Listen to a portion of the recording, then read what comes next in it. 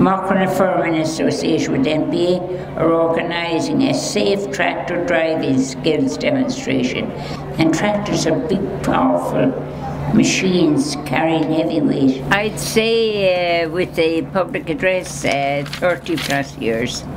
You meet so many people and you're not out in the weather. Yes. And everyone is so nice. We do get a little bit of crustiness at times, but not much.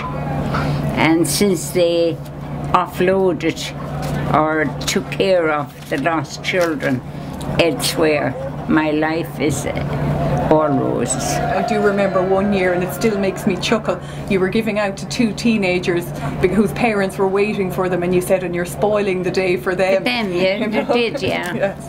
Well, I was doing a real granny job at times. I remember 1977, they were having a ploughing in Rockwell College, the ploughing championship, the county. And one of the farmers came into me one day in Borders. I was the storeman.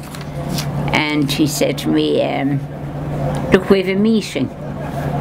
We have to revive the ploughing because we're having the All-Ireland. And I went out and he says, well, now Carrie is going to be the chairman. So there was 28 men and me.